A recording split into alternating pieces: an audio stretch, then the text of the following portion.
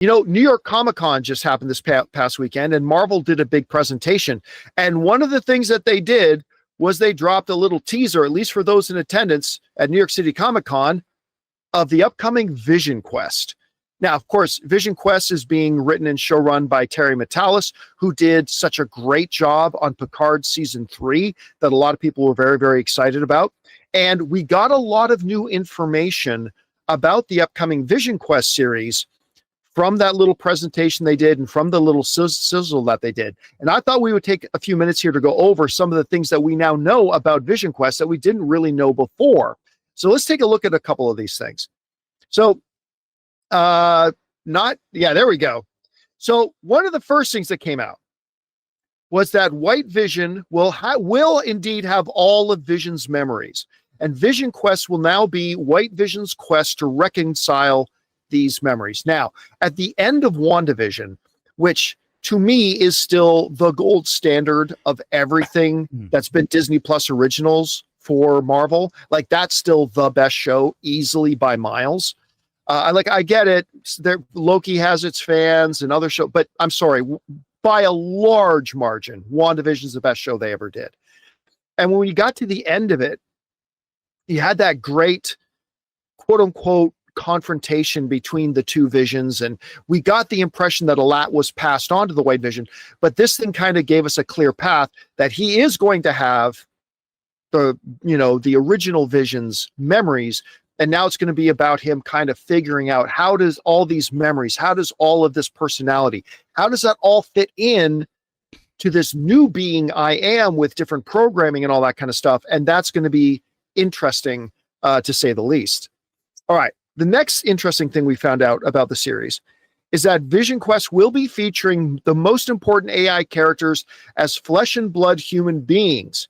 The teaser for the show kicks off with White Vision going to his house and being greeted by Friday, Edith, even dead, I'm the hero. That's still my favorite acronym, Scott. Dumb E, and Jarvis. So look, we already knew that we were going to get some of the other AIs. I believe Friday we found it was going to be voiced by the one actress from one of my all-time favorite shows, Schitt's Creek, the girl who plays Stevie in Schitt's Creek. But what we found out here is that all of them are going to have physical human manifestations. Right. So we're actually going to see these performers and see these actors playing these roles. And again, that makes me even more excited because I got excited when I found out Stevie from Schitt's Creek was going to be doing a voice, but I was kind of bummed out that it's just a voice. Now we know we're actually going to see her. I think that's pretty amazing, and I'm really looking forward to that. So that's the second big thing we found out about the new VisionQuest. The third thing, and probably the most exciting, is that a bearded James Spader will be playing a human form of Ultron. Now, I think other than the announcement itself, that we were going to be getting a VisionQuest series, which got everybody really excited. I think the thing that then got people more invested in is when we found out that Ultron would indeed be making a return. But now we know we're actually going to get a human physical manifestation of him. We're going to see James Spader. And that's never a bad thing. That is never a bad thing. I'll tell you what, look, everybody knows that at some point I stopped doing all the interviews and celebrity interviews because they never did anything for the channel. But before I stopped doing them, one of my favorite moments ever doing celebrity interviews was I got to go in and sit down and talk with James Spader about playing Ultron. And this was right when the Blacklist was on. And I was watching and loving Blacklist. I thought that show was great. It didn't end very well, but the show overall was great. And getting to actually sit down with James Spader, and it was just awesome. It's just absolutely awesome. And I was thrilled just at the notion of getting his voice back. Like for Ultron. The fact that we're actually going to physically see him, I think is bonkers. So that's great. So that's the third big thing we found out about VisionQuest. The fourth thing, which I must confess I am less interested in, is you remember Wanda and Vision had 2 kids. We already got Wiccan and Agatha all along. He's out there looking for his brother Tommy. Well, we found him. Tommy is going to be in the series. An adult Tommy, apparently, is going to be in the series. This is the one piece of information that interests me the least for a couple of reasons. One, I don't care about the character, but why should I? We really haven't had an opportunity yet, so maybe the character will be great. But the main thing is, Tommy's not real, and Vision was never really his father because that Vision wasn't real. And now this is a sort of reincarnated duplicate of the Vision that was never real and never really Tommy's father, who himself was never real. And I don't know. I mean, just in concept, this idea that I'm supposed to get excited about a character that never existed, who was not really the kid of another character that never existed, now reuniting with a duplicate of that thing that was never really his father in the first place. I'm not confused at all. I mean, I'm just saying, what am I supposed to be interested in that? Where's the actual drama of that? Where's the story in that? None of that seems interesting to me.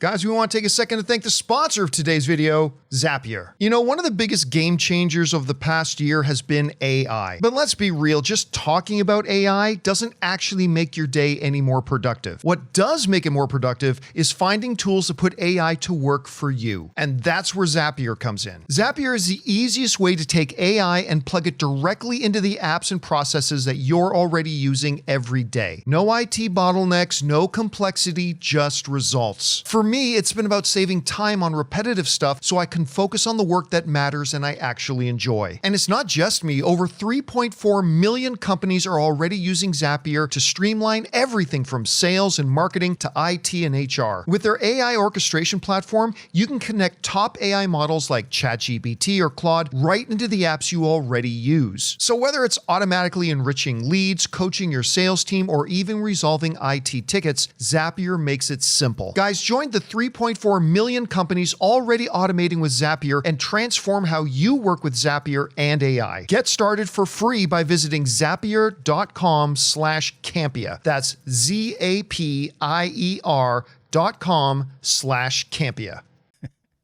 That said, the other three things are more than good enough to have me totally interested and hooked on the show. You know, the fact that we now know it's going to be him wrestling with these memories and how that all merges into whatever his identity is going to become, the fact that we're going to get the physical manifestations of these AIs, and most importantly, that we're going to get James Spader himself. So, look, I thought it was interesting that we announced VisionQuest. I got really interested when they announced James Spader. I got to say, at this point now, I wasn't excited about this show yesterday.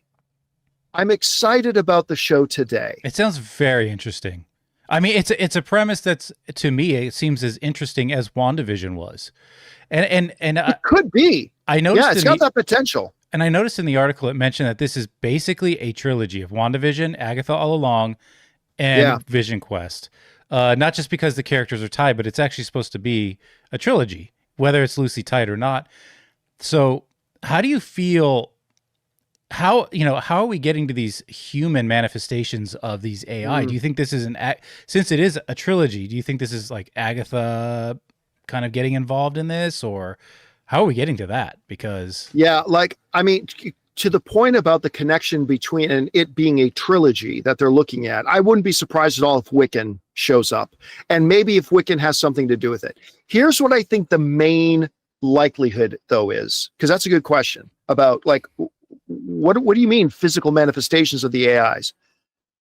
I think they're going to be a part of Vision's matrix. I think it's going to be in Vision's quote unquote mind. You know what I mean?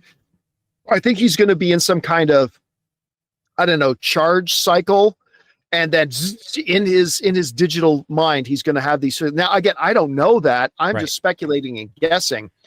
Or has Wiccan found a way to bring these things to life? I don't know. We'll see. But my best guess, Jonathan, is that it's going to be in his head, that he's going to download all the AIs and then have an actual sit down augmented reality roundtable discussion with them. It kind of makes some sense. If if this is called VisionQuest, he's going on a vision quest, and that's typically what happens, right? You take some silly cactus. If you want to take the traditional meaning of it, yes, exactly. Yeah. So then you see a giant chicken out in the desert, and